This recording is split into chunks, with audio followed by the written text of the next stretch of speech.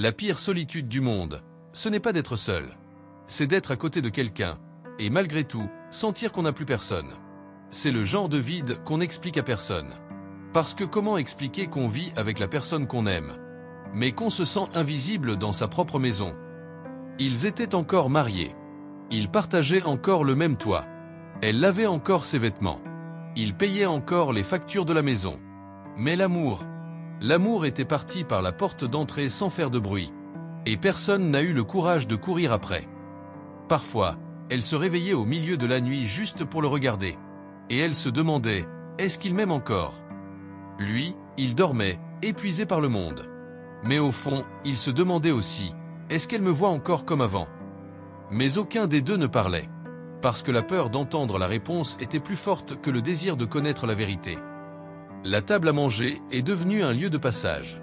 Les conversations sont devenues des messages. Les messages étaient secs, directs, automatiques.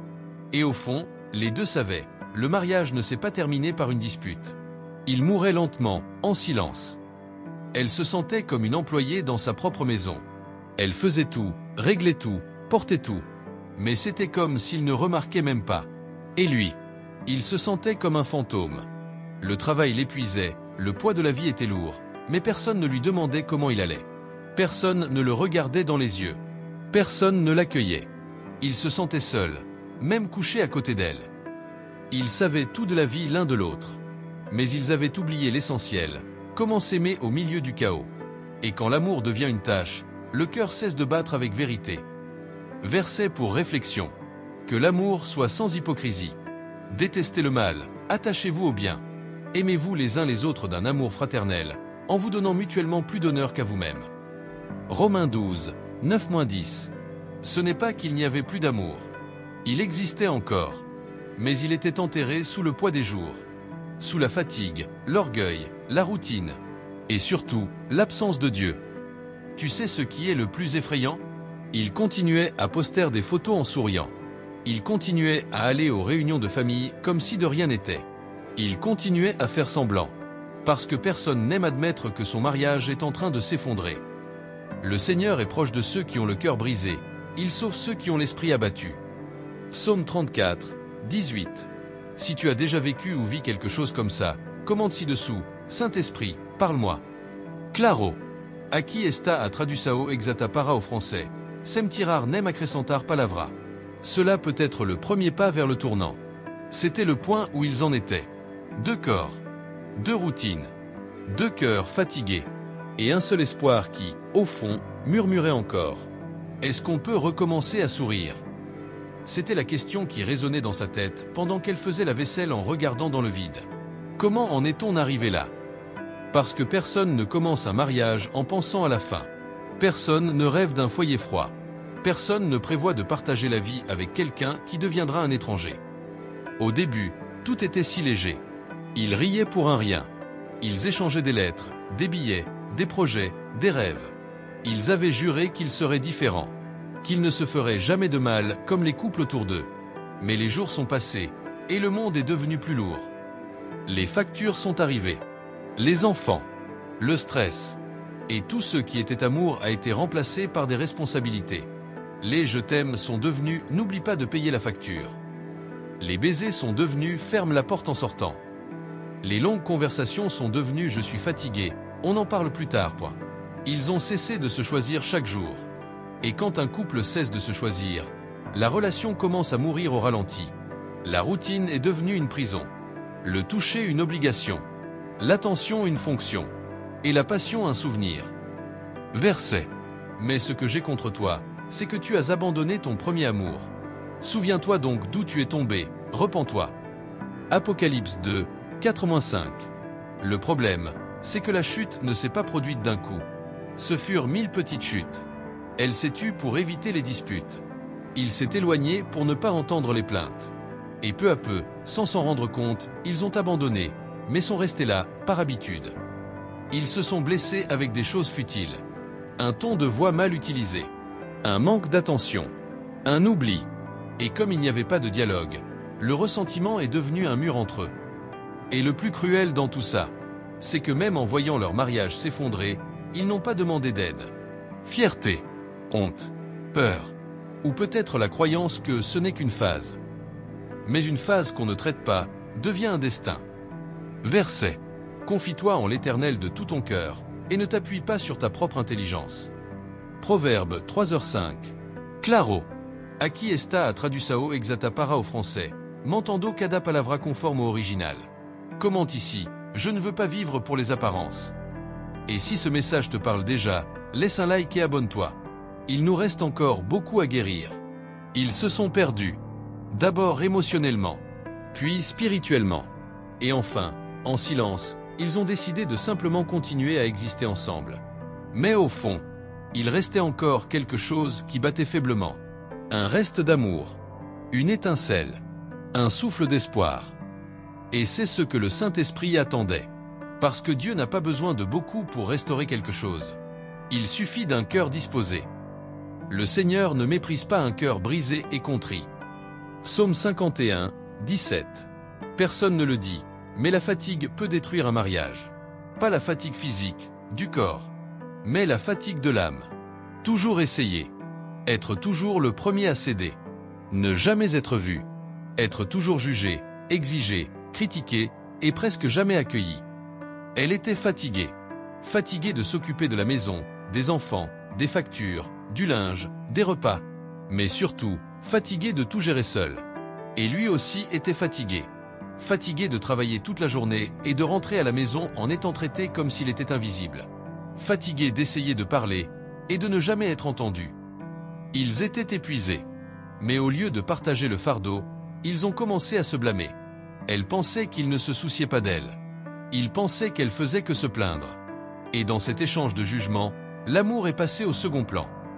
Ils ont commencé à dormir à des heures différentes, à manger séparément, à faire des projets seuls. Et le pire, ils ont commencé à s'y habituer. Verset. Venez à moi, vous tous qui êtes fatigués et chargés, et je vous donnerai du repos. Matthieu 11h28. Leur mariage s'est transformé en contrat informel. Tu fais ta part, je fais la mienne. Mais si je me trompe, tu me blâmes. Et si tu te trompes, je me tais, mais j'accumule du ressentiment. Elle a commencé à penser, peut-être que je serai plus heureuse seule. Et lui, peut-être que je me suis mariée avec la mauvaise personne. Mais personne ne disait rien. Fatigue, la fatigue avait déjà réduit leurs âmes au silence. Simplement, en attendant que quelqu'un se souvienne qu'il est encore là. Verset. Ne vous lassez pas de faire le bien, car au moment convenable nous récolterons, si nous ne nous relâchons pas. Galates 6h09. Commente, Seigneur, fortifie-moi. Et si tu sens que tu es à ce point-là, ne quitte pas la vidéo. Ce n'est pas encore la fin. Le diable n'a pas besoin de scandale pour détruire une famille. Il entre en silence. Par le manque de dialogue. Par l'absence de prière. Par la dureté du cœur. L'ennemi ne défonce pas les portes, il s'infiltre par les fissures. Et dans ce foyer, les brèches étaient nombreuses. Manque de temps. Orgueil. Rancunes accumulées. Froideur dans le toucher. Manque de pardon. Des distractions ont commencé à apparaître. Elle a commencé à suivre des profils de vie parfaite et à comparer ce qu'elle n'aurait pas dû. Lui a commencé à passer trop de temps au travail, sur son téléphone, dans des conversations qui, autrefois, étaient inoffensives. Jusqu'au jour où il s'est surpris en train de penser à une autre personne. Et elle aussi. Ils n'ont pas trompé avec le corps. Mais par l'esprit, ils étaient déjà éloignés. Le diable murmurait, « Tu mérites plus. Tu n'as pas besoin de vivre comme ça. Va vivre ta vie. » Et eux ont commencé à y croire. Verset. Soyez sobres, veillez. Votre adversaire, le diable, rôde comme un lion rugissant, cherchant qui dévorer. Une Pierre 5h08. Ils perdaient la guerre spirituelle sans savoir qu'ils étaient dans une bataille. Parce que quand tu arrêtes de te battre pour ton foyer, quelqu'un va se battre contre lui. Et si tu n'as pas de discernement, tu ne vas même pas t'en rendre compte. Verset. Revêtez-vous de toute l'armure de Dieu, afin de pouvoir tenir ferme contre les ruses du diable. Éphésiens 6h11. Commente, Seigneur, ouvre mes yeux spirituels. Et partage cette vidéo avec quelqu'un qui est en crise. Cela peut être la clé. Mais il restait encore un espoir. Parce que même quand la porte se ferme à l'amour humain, elle peut s'ouvrir à l'amour divin. Et c'était ce qui était sur le point d'arriver.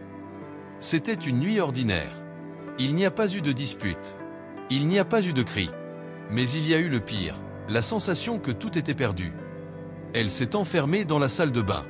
Et là, assise sur le sol froid, elle s'est effondrée. Sans maquillage, sans force, sans réponse. Elle a pleuré comme jamais, parce qu'elle sentait que quelque chose en elle mourait. Et lui, de l'autre côté de la porte, a entendu, mais ne savait pas quoi faire. Parce qu'il était brisé aussi. Parce qu'il était aussi au fond du gouffre. Les deux, à terre. Séparés. Mais tous les deux désiraient, au fond de leur âme, que ce ne soit pas la fin. Elle ne savait pas prier. Elle ne savait plus quoi demander. Alors elle a dit, à voix basse, presque en murmurant, « Saint-Esprit, s'il y a encore de l'espoir, montre-le-moi. Aide-moi. Entre ici. S'il te plaît. » Et à ce moment-là, quelque chose a changé. Pas dans l'environnement, pas chez son mari, mais en elle. Le poids qui l'écrasait a commencé à céder. Verset. Invoque-moi, et je te répondrai. Je te révélerai des choses grandes et cachées que tu ne connais pas. Jérémie 33, 3. Le fond du puits a été l'autel. Et l'alarme a été la prière. Il n'y avait plus rien. Juste un cœur brisé. Que Dieu était sur le point de reconstruire. Le sacrifice agréable à Dieu, c'est un esprit brisé. Psaume 51, 17. Le Saint-Esprit n'entre pas comme un ouragan. Il n'envahit pas. Il attend d'être invité. Et cette nuit-là, entre les larmes, une femme a ouvert la porte de son âme. Et a dit, « Viens, Saint-Esprit, je n'en peux plus de lutter seul. » C'était comme si le temps s'arrêtait un instant. La situation n'a pas changé. Le mari n'a pas été réparé. Les erreurs n'ont pas été effacées. Mais quelque chose d'invisible a commencé à se produire. La paix a commencé à vaincre le désespoir. Une force, auparavant inexistante, a commencé à naître dans sa poitrine. C'était l'esprit commençant à faire ce que lui seul sait faire, restaurer les cœurs. Verset. Je vous donnerai un cœur nouveau, et je mettrai en vous un esprit nouveau. Ézéchiel 36, 26. Le lendemain, quelque chose avait changé. Elle ne s'est pas réveillée en se plaignant. Il a remarqué une lueur différente dans ses yeux. Elle n'était pas parfaite, mais elle était différente. La réponse du ciel ne commence jamais à l'extérieur de nous. Elle commence à l'intérieur. Quand l'esprit entre, il agit d'abord dans l'intime. Il transforme l'esprit, guérit l'orgueil, brise les barrières émotionnelles. Et cela déborde dans les gestes. Elle a commencé à regarder son mari avec compassion. Il a commencé à remarquer qu'elle était là, non comme une ennemie, mais comme une partenaire. Ils ont recommencé à parler, petit à petit, sans se presser, sans accusation, mais avec vérité. Verset. Mais le fruit de l'esprit, c'est l'amour, la joie, la paix, la patience, la bonté, la bienveillance, la fidélité, la douceur, la maîtrise de soi. Galates 5, 22-23. Commente, Saint-Esprit, entre dans mon foyer. Si tu as senti ce changement en toi, c'est qu'il a déjà commencé à agir. Le miracle n'a pas été immédiat, mais il a été quotidien. De petits gestes, de petites conversations, une main tendue, une demande de pardon, une prière avant de dormir. Et peu à peu, le Saint-Esprit a reconstruit ce que le monde avait déjà considéré comme perdu. Aujourd'hui, ils font encore des erreurs. Ils ont encore des jours difficiles. Ils ne sont pas toujours d'accord. Mais maintenant, ils ont quelque chose qu'ils n'avaient pas avant. Un cœur sensible à la voix de l'Esprit. Un foyer avec une présence divine. Une relation qui n'est pas basée sur des sentiments passagers, mais sur une alliance éternelle. Il a recommencé à complimenter son parfum. Elle a recommencé à préparer son café avec amour. Les enfants ont recommencé à voir leurs parents sourire. La maison, autrefois sombre, avait maintenant de la lumière. Verset. Ce que Dieu a uni, que personne ne le sépare. Matthieu 19h06. Leur mariage n'a pas été sauvé par des techniques, ni par des conseils humains. Il a été sauvé par le Saint-Esprit. Car là où il habite, l'amour est fortifié. Là où il habite, le pardon triomphe de l'orgueil. Là où il habite, il y a un nouveau départ. Peut-être que tu es au même point qu'eux. Peut-être que tu penses que c'est fini, qu'il n'y a plus de retour possible. Mais laisse-moi te dire, avec tout l'amour et la vérité, Dieu restaure encore. Le Saint-Esprit sauve encore des mariages. Mais tu dois lui laisser de la place pour agir. Verset. La maison bâtie sur le roc ne s'écroule pas, même avec le vent, la pluie et la tempête. Matthieu 7, 24-25. Si cette vidéo t'a parlé, commente, Saint-Esprit, recommence avec moi. Laisse ton like et partage avec quelqu'un qui a besoin d'entendre cela. Abonne-toi maintenant et reçois plus de messages comme celui-ci. Cela peut être ton tournant. Et rappelle-toi, même si l'amour semble mort, le Saint-Esprit sait où il est enterré. Et il a le pouvoir de le ressusciter. Et quand tout semblait terminé, ils ont découvert quelque chose qu'ils n'avaient jamais vécu auparavant. L'amour, ce n'est pas de ne pas tomber. C'est de se relever ensemble, plus fort qu'avant. C'est de recommencer, en sachant que maintenant ils ne sont plus seulement deux. Maintenant ils sont trois, lui, elle, et le Saint-Esprit entre eux. Ce que personne ne voit, c'est qu'un mariage restauré n'est pas un mariage parfait. C'est un mariage où les deux ont appris à se pardonner chaque jour. Où il n'y a pas de place pour la vanité, mais pour la compassion. Où il n'y a pas de place pour la compétition, mais pour le partenariat. Et tu sais quel a été le plus grand miracle? Ce n'est pas lui qui a changé. Ce n'est pas elle qui a changé. C'est Dieu qui est resté. Même quand ils étaient sur le point d'abandonner, il est resté. Même quand les prières ont cessé, le Saint-Esprit continuait d'intercéder avec des soupirs inexprimables. Parce que son amour ne s'en va jamais. Verset. Une mère peut oublier l'enfant qu'elle allait, mais moi, je ne t'oublierai pas. Ésaïe 49, 15. Cette vidéo ne parle pas seulement d'un couple qui a recommencé à sourire. Elle parle d'un Dieu qui n'a jamais abandonné. Elle parle d'un Saint-Esprit qui est entré quand plus personne ne voulait rester. Qui a nettoyé les blessures. Qui a traité les douleurs. Qui a apaisé les peurs. Et qui a ramené l'amour, avec encore plus de profondeur. Peut-être que tu regardes cela maintenant avec des larmes aux yeux. Peut-être que tu te souviens de ton mariage, de ton histoire, des douleurs que tu as vécues en silence. Peut-être que tu as l'impression d'avoir déjà tout perdu. Mais je veux que tu entendes ceci, avec ton cœur. Ce n'est pas fini. Pas pour celui qui laisse le Saint-Esprit entrer. Verset. Car moi, je connais les projets que j'ai pour vous, déclare le Seigneur. Projets de paix et non de malheur, afin de vous donner un avenir et une espérance. Jérémie 29, 11.